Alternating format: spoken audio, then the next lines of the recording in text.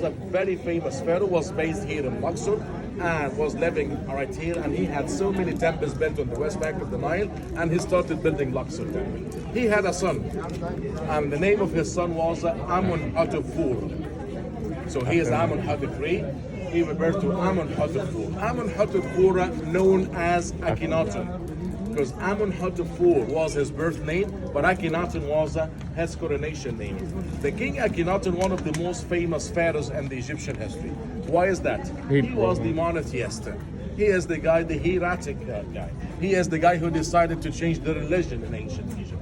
Right before Akhenaten's time, there were more than 411 gods and goddesses, widely known and worshipped all over the country of Egypt. Then all of a sudden, Akhenaten said there no need for the 411 gods.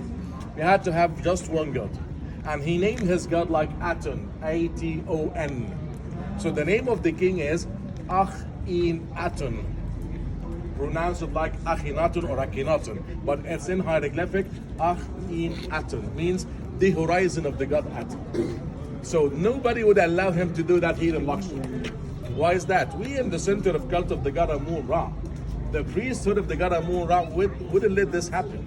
So Akhenaten had to move from Luxor. He had to move to Aremut area in the middle of Egypt. And there, 300 miles away from here to the north, he constructed a new capital. And his new capital was known as Amarna. And there he started worshipping his new god, as well as his wife, the Queen Nefertiti. We call them the royal couple. They left Luxor and they went to a place in the middle of nowhere. They started a new capital and they lived there for 17 years. And right after the death of the king Akhenaten, Nefertiti vanished. We never found her mummy, we never found her tomb. Up till today, it's a mysterious thing. It's a big secret where Nefertiti has gone. Okay? Then Akhenaten was, he passed away, and who came after him? Few other pharaohs. But we are talking here about a king, we call him Seti I. I mentioned his name this morning. Seti I, he already sent an army to Amarna to make sure that nothing stands there. They wanted to get rid of everything the king Akhenaten started. Now I'm talking about Akhenaten. Where does Tutankhamun fit? Well, it's a quite mysterious part of the Egyptian history. So I'll tell you now so many opinions about the king Tutankhamun. A group of Egyptologists believing that he was a son-in-law of the king Akhenaten. Okay? And some others saying that he was his own son. And those are saying that his own son, the others telling them, so why he was not represented with the king Akhenaten anywhere? In ancient Egypt, if a pharaoh has a son, he would be proud of, and he would depict him next to him. And that never happened. We haven't seen Akhenaten and Tutankhamun together. Okay? So that's why they're saying that he was not his son.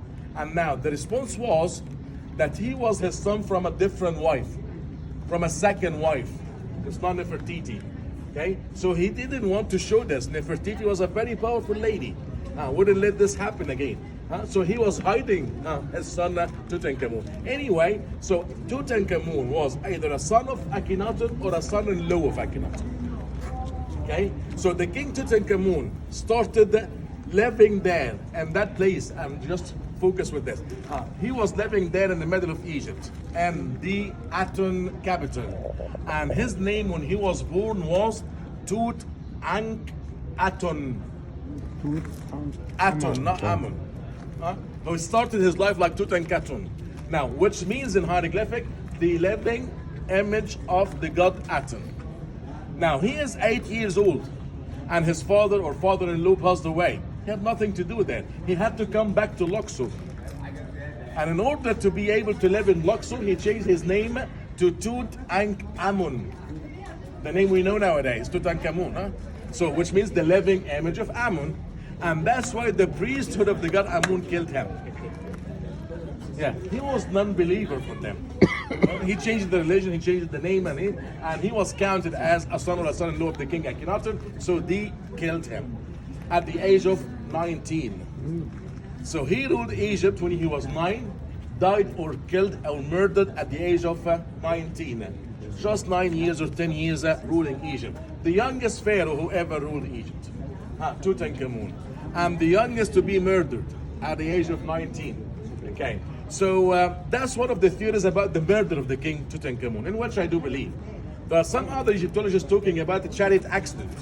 You might have watched these documentaries claiming that he had infection because of the chariot accident and so on. Some others believing that he was killed, because when we scanned his mummy, we found a big cut in the skull there. So somebody hit him from behind. Could be.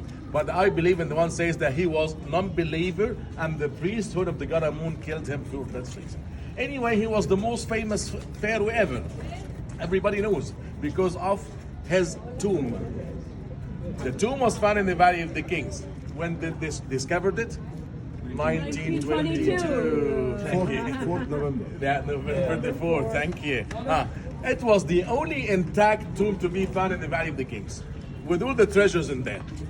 The only intact tomb to be found in the Valley of the Kings was the tomb of the King Tutankhamun, with the treasures, with gold and golden coffin, the gold mask, everything. I'll talk about it more tomorrow on the way to the Valley of the Kings. But this is the King Tutankhamun and the King Akhenaten together. Now, what led us to talk about that? The statues we are looking at here. These are marble statues. And this is the first time and the only time you are going to see marble statues. Marble was mined in a place called Oasis Siwa, 800 miles away from here. None of the other pharaohs used it for making statues, but Tutankhamun wanted to. So he had statues of marble here.